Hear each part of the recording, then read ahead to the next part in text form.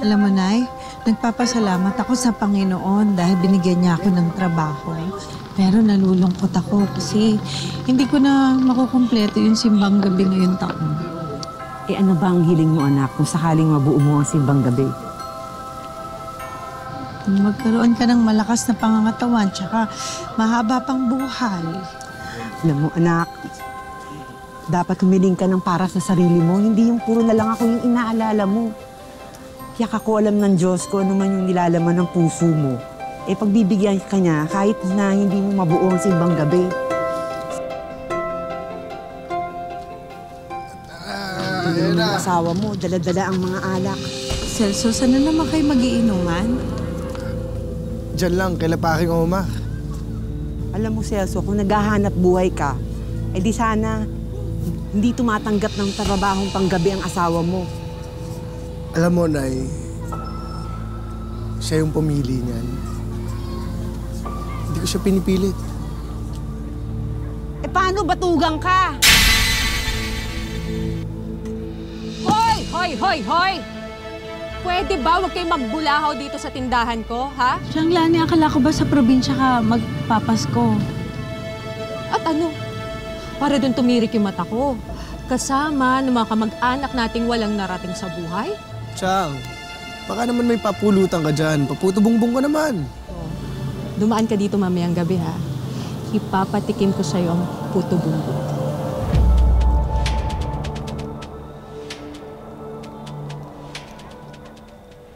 Alam mo, Celso, mabuti pa ikaw magsimba para mahugasan naman ang mga kasalanan mo.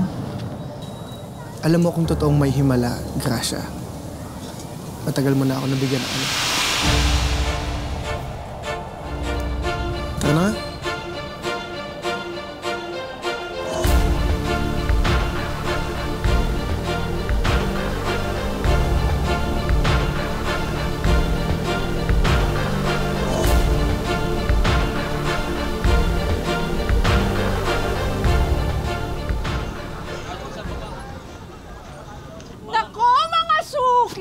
Dito na kayo bumili dahil sigurado akong masarap ang bibingka ko. Fresh pa sa akin yung niyog ko. Kaya halika na kayo, bilis! Dito na kayo bumili, bilis! Ayan, ayan! Oo, ito. Dalawa. Dali lang ha. Oo, ito pa. Ayan! O, ayan, bayad ha. Baka makalimutan ng bayad. O, ayan, may natitira pa isa. Ayan. O, sa'yo na. Thank you! Salamat! Maraming salamat. Nakakapagsara ako ng maaga. Chang! Uy! Ay, asa naman na yung bibigay mo sa akin? Alam mo, Celso, halika, pumasok ka muna dito. Bilis, pasok ka. Ha? Pasok ka muna. Halika, pumasok ka, umupo ka dito. Aayusin ko lang. Alam mo, pinagtabi na kita. Ito sigurado ako, magugustuhan mo yung bibingka mo. Oh, paldo ata, Chang Lani ah. Alam mo, huwag mo na akong tawagin, Chang. Kasi si Gracia lang naman ang pamangkin ko, hindi ikaw. Pwede mo akong tawagin, Lani na lang. Lani. Buti ka pa, Lani. Mabait ka. Di tulad ng asawa at biyanan ko. Daig pa yung pare kung mag-sermon. Pambihira. Alam mo, ang kailangan mo lang naman ay taong ihintindi sa'yo. Nandito naman ako para makinig sa mga problema mo. Eh, pwede ba habang nag-uusap tayo, bigay mo na sa akin yung bibigay mo sa akin. Gutom na kasi ako eh. Ano ba yung papatikin? Gusto mo ba? Gusto mo talaga? Baba mo muna.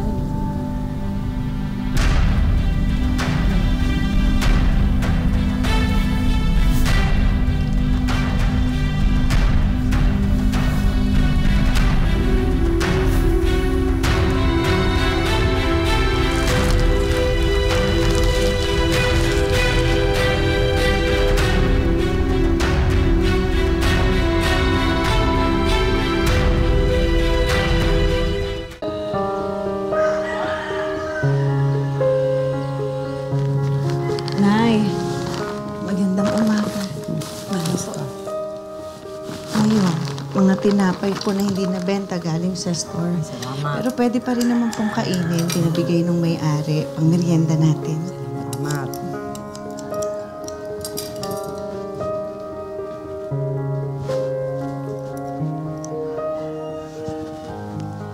Sa sahod, Nay.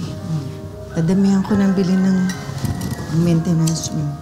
Baka naman kanina ka pa nananahi.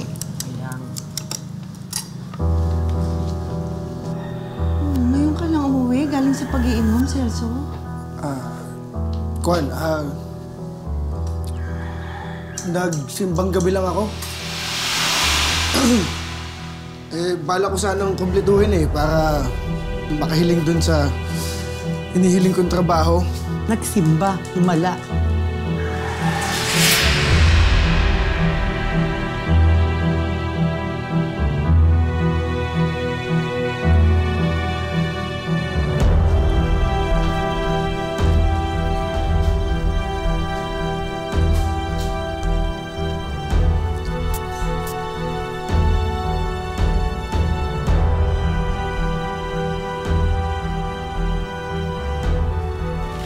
O, saan na naman ang punta mo, Celso? Magsisimbang gabi lang ulit ako. Mauna na po ako, Nay.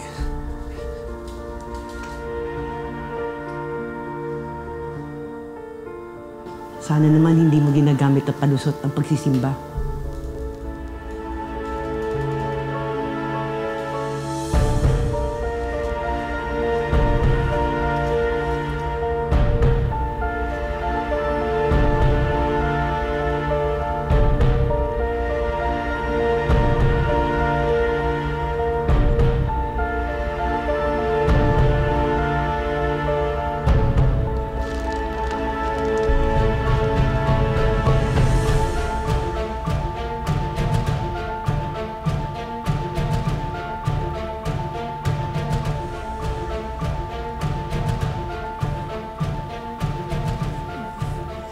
Rosario, nakita mo ba yung manugang kong si Celso? Ay, hindi ko po alam. Nakita mo bang pumasok doon sa loob ng kapilya? Hindi ko rin po napansin eh. Okay ka lang po, Ate Onyang? Medyo napagod lang ako sa paglalakad. Tulha po kaya pa. Total, nandito na din ako. Magsisimba na rin ako. Sige, samahan po kita. Maraming salamat Rosario ha.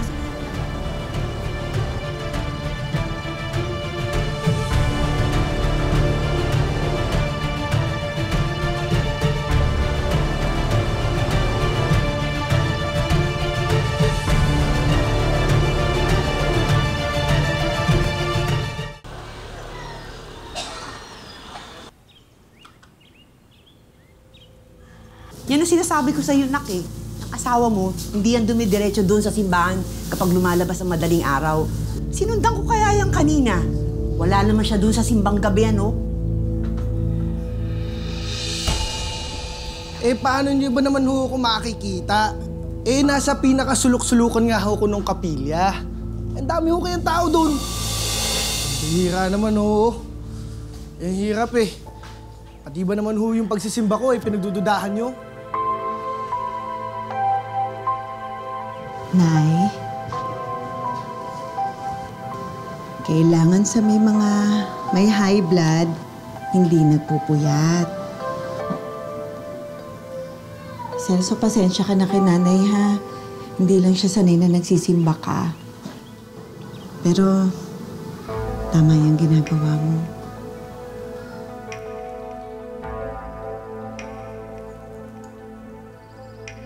Pasensya ka na, Nak, ha? Pasensya na rin, ha, Celso. Pasensya na.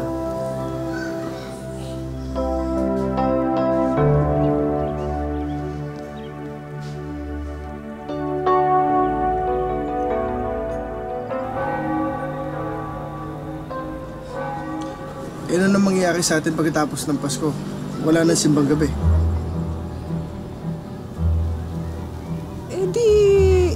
Tapos na tayo. Sinamantala lang naman natin yung siyam na madaling araw na magkita tayo, hindi ba? Teka, sandali. Ano ba balak mo, ha? Magsama tayo? Tapos ano? Ako ang bubuhay sa'yo? Alam mo, balikan mo na lang yung pamangkin ko. Tapos, maghanap ka ng trabaho, ha?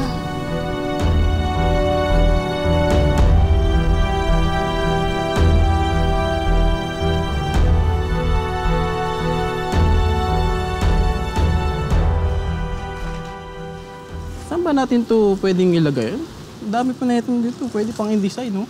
Ano na siya? Hindi bali na yan. Kailangan natin Kita ayusin, ano? ikot na para hindi halata. At maganda yung tindahan natin. Kita mo naman. Ang dami pa dito. Oh. Sayang naman kung hindi natin. Hoy! Ay! Celso, ano ba? Boss, pasensya na po. Kaya naman pala gustong-gusto mo dito nagtatrabaho eh. Kasi kalandian mo yung boss mo. Siraulo ka! Celso, tama na. Ano? Lulusot ka ba? Eh, kitang-kita ko paano kayo nagkahawak kamay na itong hayop na to. Ano? Ha? Celso, ano ba? Ano ba pinagsasabi mo? Gracia, paalisin mo yung asawa mo, ha? Kundi papakulong ko yan. Celso, ano ba problema mo? Akala ko naman nagsisimba ka na, kaya nagbago ka na. Pero mas lumala ka. Ayos ka,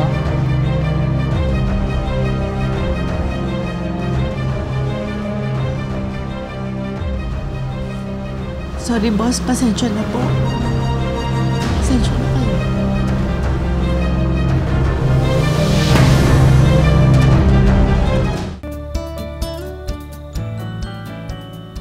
Okay po, thank you, Father. Pero mamaya pa daw start na. Kuya Vic, Oh, Gracia. Ngayon ka lang yata uli nakapagsimba dito ah. Dati taon-taon nakatapos ka ng simbang gabi.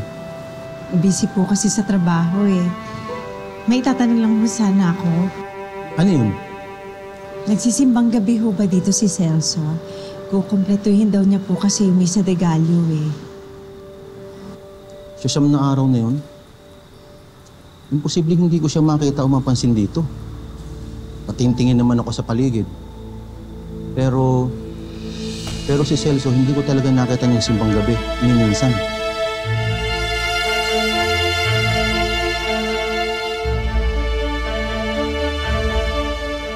Ay, katulungan mo na bilis. Walang simbang gabi na to. Ikaw, bilis!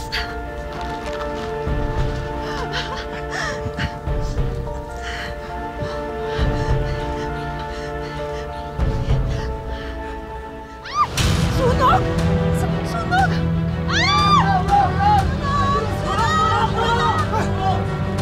Sunog! Tindahan mo! Susunog! Tulungan mo! Lali? Celso? Ano ibig sabihin nito? Bakit magkasama kayo? Mahal, magpapaliwanag ako. Ha? Dito ka talaga pumupunta, hindi ka nagsisimbang gabi. Hindi ka na nahiya, ginamit mo pang Diyos. Ikaw naman, siyang Lani. Gaano pa kalaki yung galit mo sa amin ni Nanay? Para landiin mo yung asawa ko ng ganito. Asawa mo ang lumapit sa akin. Hindi mo kaya magpigil. Sana sinumbong mo sa akin. Kung kailan ka tumanda tsaka ka lumandi. Bakit ikaw yung nagsusumbong? Ikaw nga ito nang akit sa akin eh. Hoy! Ikaw ang lumapit sa akin. Pareho lang kayo. Pareho lang kayo. Lalo ka na. Lalo ka na. Tama na! Tama na yan! Ano ba? Isa ka ba? Bakit ha? Bakit? Ang tsaka ka! Pakalanan mo sa nanay mo! Tawad mo! Nakakadiri ka! Nakakadiri ka! Yung tindahan mo sa nanay mo! Ano ba ng simbahan?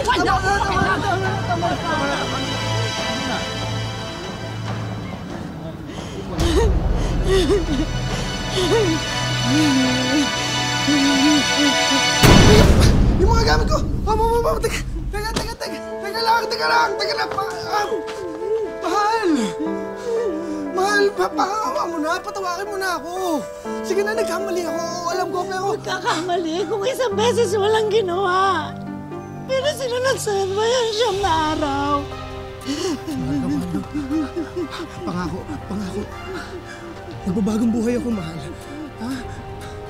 Pinagsisisihan ko lahat na nangyari. Magbabagong buhay ako para sa atin, mahal. Sige na. Hindi ko alam kung mapapatawad pa kita. Celso, sana intindihin mo ang nararamdaman ni Gracia. At sana din respetuhin mo ang mga desisyon niya. Ikaw ang nagkamali eh.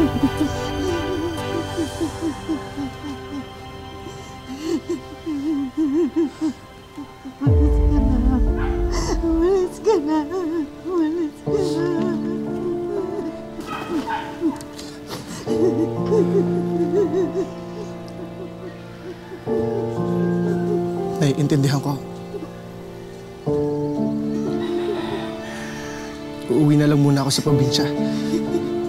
Sana dumating yung araw na mapatawad mo ako, Gracia. Pasensya na ho ulit, Nay. Gracia.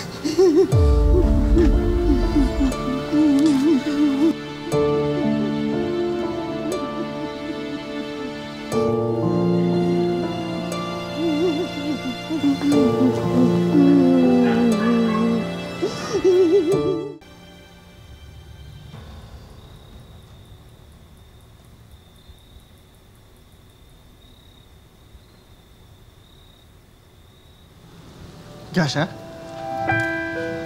Celso? Kailan ka pa nakabalik? Nung isang buwan lang. Magsisimba ka? Oo.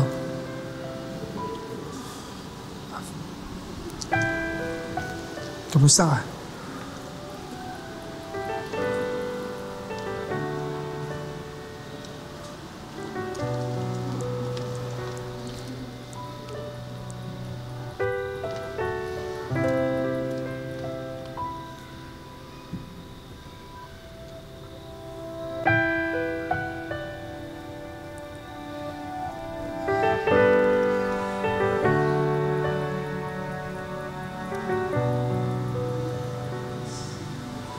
Simula na magkahiwalay tayo, lumapit ako sa Diyos para humiling ng tulong para magbagong buhay.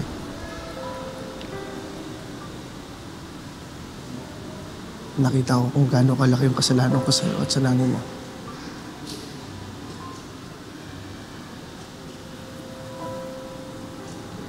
Kaya kung bibigyan mo ko ng isa pang pagkakataon, papatunayan ko sa'yo na bago na ako.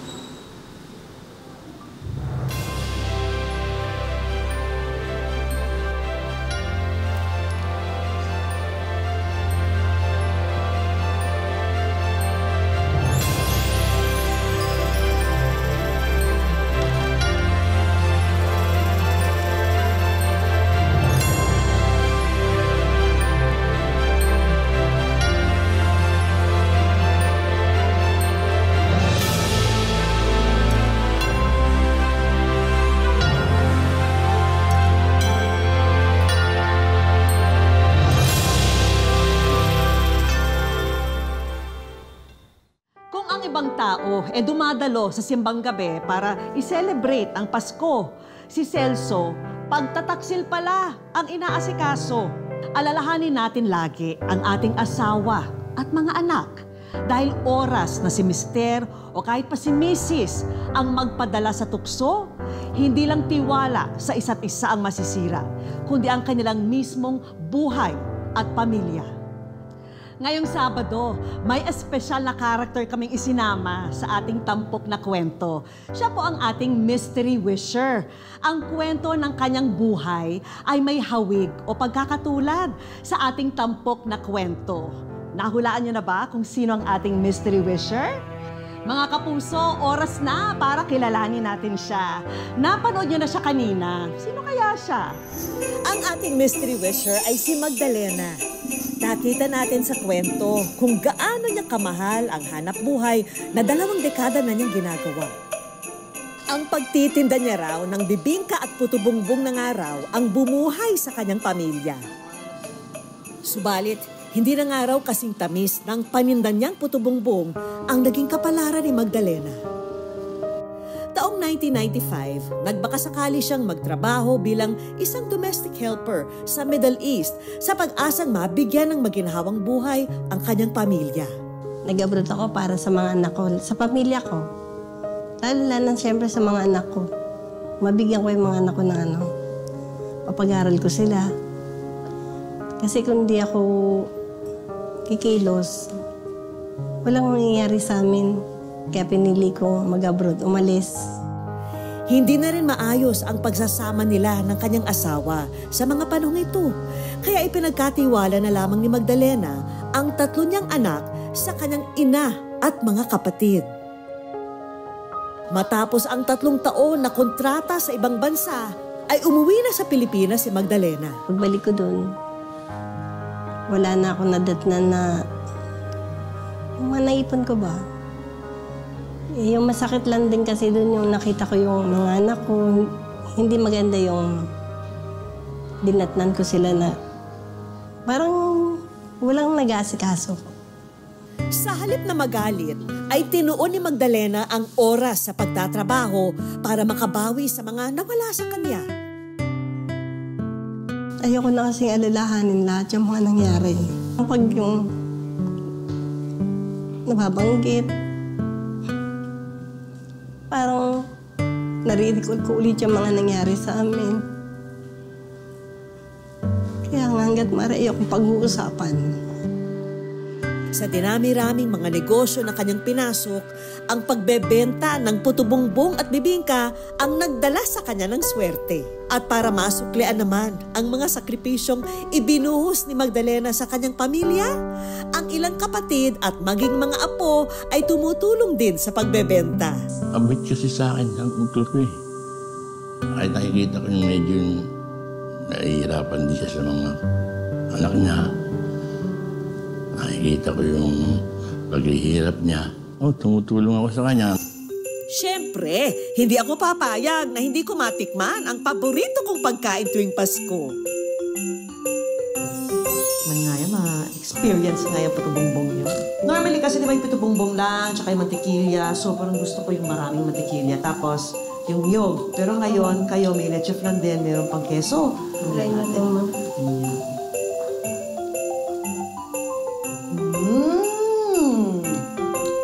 Blockbuster. Sarap. Kaya pala mabenta. Tuloy natin yung kwentuhan natin. Sige po, ma'am. Sa lahat ng pinagdaanan nyo, ang dami niyong pinasukan. Opo. Ang daming trabaho niyong naranasan. Opo. Pero dito kayo pinaka-jumakpat. Pero Opo, ano ma'am. yung natutunan niyo dito sa iba't ibang pinasukan niyo po? Huwag pong susuko, Ma'am Vicky. Laban lang po. Huwag kang hihinto. Kasi pag nagano ka, pag nadapa ka, kailangan bumangon ka. Ganun lang po yung gagawin natin lagi. Huwag tayo mawawala ng pag-asa, lalo na nandyan si Lord. Kayo, kuya. O ba? Nangyari sa kanya. Kaya, ito pa, ginagawa ko rin yung hindi nagawa sa'yo ng magulang mo. Ako na umahan sa'yo. Maraming salamat. Oh, sige na ka. Ay, naku. Talagang merry ang Christmas ni Magdalena dahil sa mga inihanda naming regalo para sa kanya. Mga surprise ng wish ko lang para po sa inyo. Handog namin sa kanya ay mga bagong gamit sa paggawa ng puto-bongbong at bibingka. Kompleto po yan sa mga gamit para ma-upgrade niyo po yung mga gamit niyo ngayon sa Thank you po. negosyo. May kasama pang ibang appliances.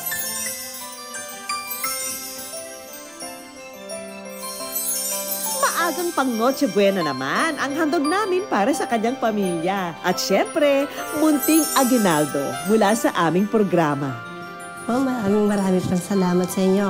At sa lahat po ng staff, maraming salamat.